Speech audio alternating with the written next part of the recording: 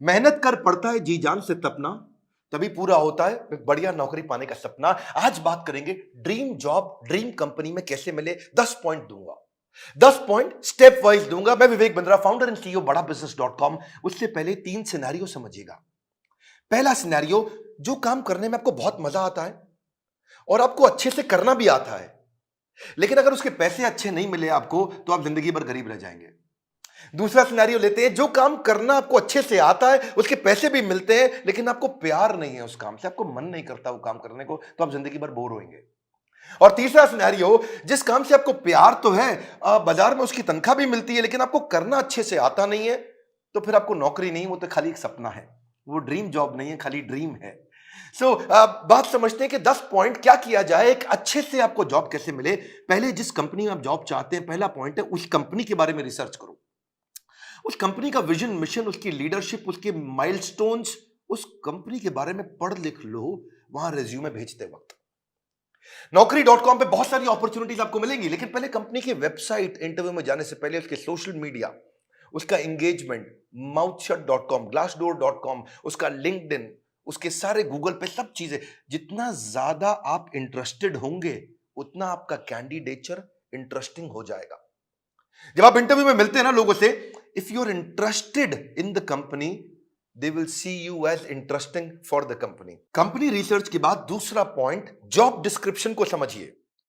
Job description की detail मांगिए। आपका केआरए क्या होगा, केपीआई क्या होगा, आपसे क्या एक्सपेक्ट किया जा रहा है कंपनी में, ये मांग लो। अगर ये समझ में आ जाए कि कंपनी आपसे चाहती क्या है, करवाना क्या चाहती है, जॉब का डिस्क्रिप्शन, आपका केआरए की रिस्पॉन्सिबिलिटी एरिया, आपका केपीआई की परफॉर्मेंस इंडिकेटर, आपसे क्या एक्सपेक्ट किया जा रहा है इस रोल में, अगर वो मिल जाएगा तो पूरा ग्रिप आ जाएगा आपका इंटरव्यू में। तीसरा, अब जो इंटरव्यू लेने वाला है उसकी डिटेल निकालो। एचआर से जब आप बात करेंगे, पूछेगा आपका इंटरव्यू कौन लेंगे, उस इंटरव्यूअर का अगर आपको नाम मिल जाता है तो लिंक्डइन पे उसका प्रोफाइल खोल लीजिए।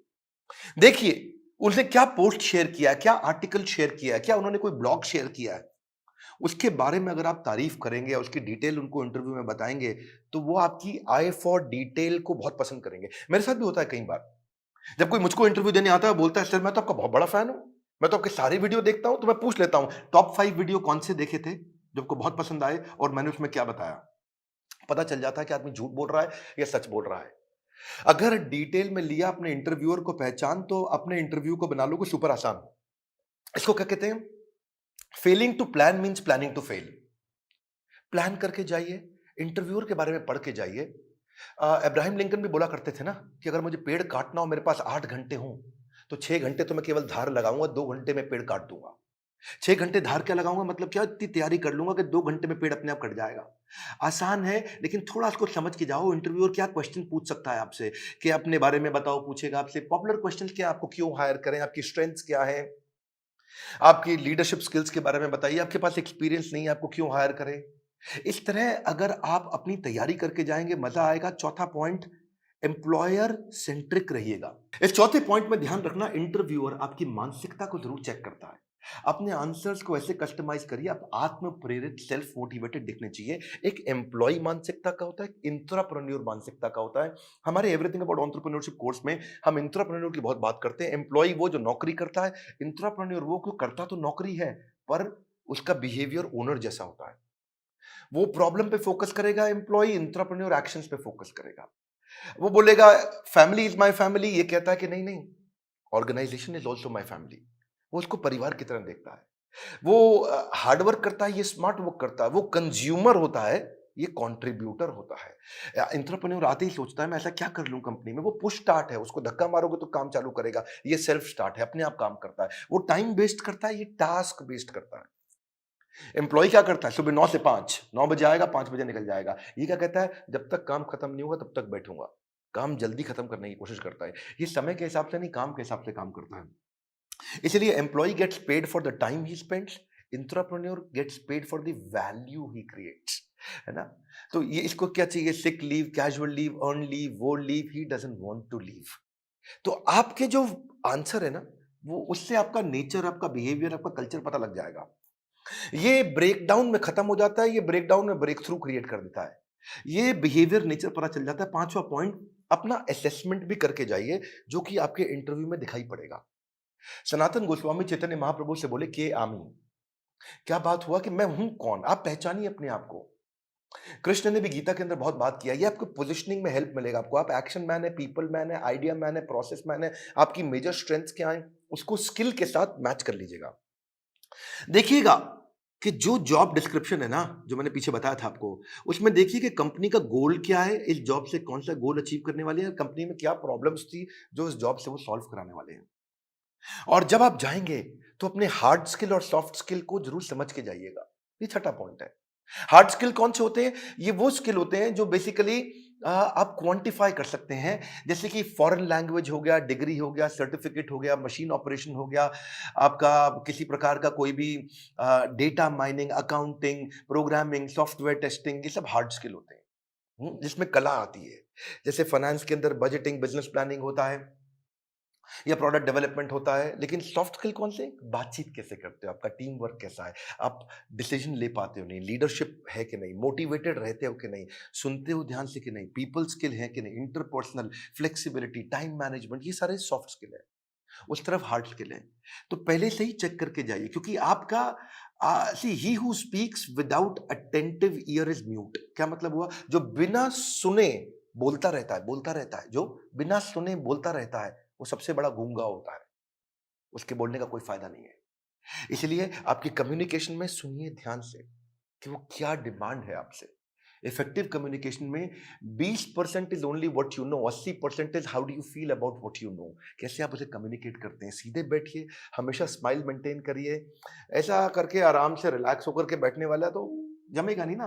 कॉन्फिडेंट और इंफॉर्मेटिव लगते हैं जब आप अच्छा कम्युनिकेशन और सॉफ्ट स्किल मैनेज कर पाते हैं। सातवां है, अब मौका ढूंढिए कि आप भी कोई ऐसा क्वेश्चन करें जिस क्वेश्चन से इंटरव्यूअर को लगे यार ये आदमी बुद्धिमान है। एक बात बताऊं आपको कि knowledge is having the right answer, but intelligence is asking the right question.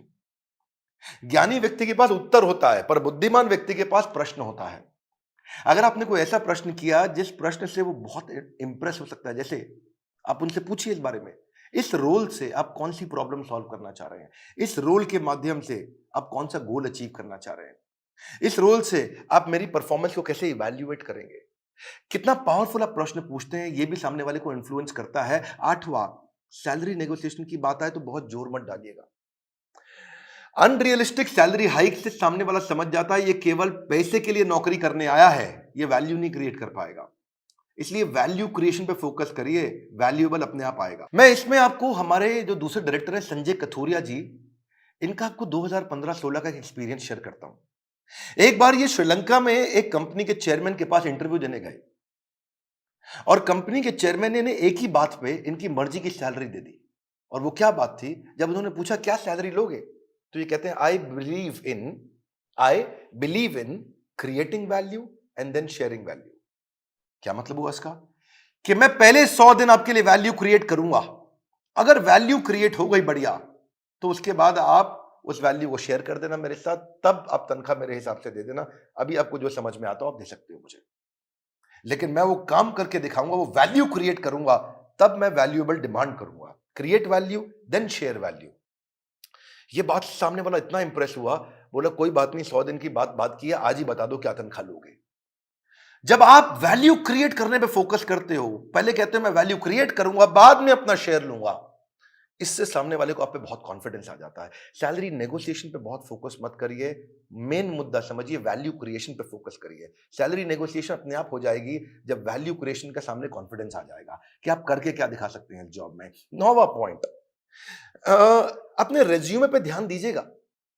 ये हालांकि मैं थोड़ा पहले भी बता सकता था 9वां पॉइंट, पर ध्यान रखिए अपने लाइवली और एक्शन ओरिएंटेड वर्ड लिखिए। रेज्यूमे लंबा मत बनाइए, 6 पेज, 8 पेज, 10 पेज का, क्योंकि जो रिक्रूटर होता है या जो इंटरव्यूअर होता है वो उसके पास ज्यादा समय नहीं है देखने के लिए। बुलेट पॉइंट्स में लिखिए ताकि मैक्सिमम चीजें कैप्चर हो जाएं कम समय में। सीक्वेंस के अपना एक्सपीरियंस लिखिए, और अगर एक्सपीरियंस ज्यादा नहीं है तो कोई बात नहीं, आपने आज तक जो भी कहीं पे थोड़ा बहुत इंटर्नशिप भी किया है तो वो भी डालिए। एक कवर लेटर अगर आप बना सको ना तो वो गेम चेंजर होता है अपनी एग्जैक्ट पोजीशनिंग के लिए, कि आपके पास स्किल है और कंपनी को ये जरूरत है, तो कंपनी की जरूरत और आपके स्किल कैसे मैरी कर सकते हैं आपस में, कैसे मैरिज होगी। तो एक छोटा सा कवर लेटर आधे पेज का 8-10 लाइन का बना सकें अगर आप तो। रेज्यूमे ऐसा होना चाहिए कि सामने वाले को 20 सेकंड में सारी बात समझ में आ जाए। उसको ध्यान से बार-बार देखो ऐसा कि क्या 20 सेकंड में समझ में आ रहा है पूरा रेज्यूमे? रेज्यूमे में बहुत डिटेल लिखने में सफलता नहीं है, किसी के पास टाइम नहीं है आज डिटेल में पढ़ने के लिए। पर रेज्यूमे के अंदर जो हायरिंग मैनेजर है, एक सर्वे बताता है वो 6 सेकंड में डिसाइड करता है इसको बुलाऊं कि नहीं बुलाऊं। तो बड़ा इंपॉर्टेंट है, बहुत ज्यादा एग्जैजरेट ना करें, नहीं तो पर्दा फाश हो जाता है बाद में।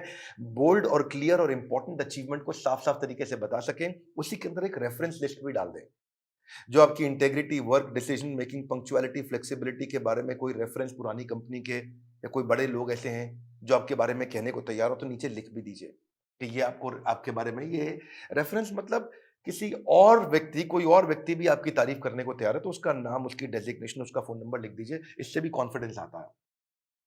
और फिर भी अगर इंटरव्यू में आप जा ही नहीं पा रहे, आपको इंटरव्यू मिल नहीं रहे हैं, तो हो सकता है कि आप अच्छी जॉब साइट्स पे नहीं हो। मार्केट में धक्के नहीं खाने पड़ेंगे अगर आप अच्छी जॉब साइट्स पे जाओगे। इसमें आपको फ्री ऑफ कॉस्ट बहुत सारी अपॉर्चुनिटी मिल जाती है, ऑटो नोटिफिकेशंस मिल जाते हैं, अपने आप नोटिफिकेशन आते रहते हैं। एम्प्लॉयर खुद ही आपके पास आ जाता है अगर आप अच्छी जॉब साइट्स पे जाते हो। इसमें प्रीमियम सर्विसेज भी होती हैं। बड़ी पॉपुलर जॉब साइट्स में shine.com, naukri.com, Times Ascent, Times Job और मॉन्स्टर है।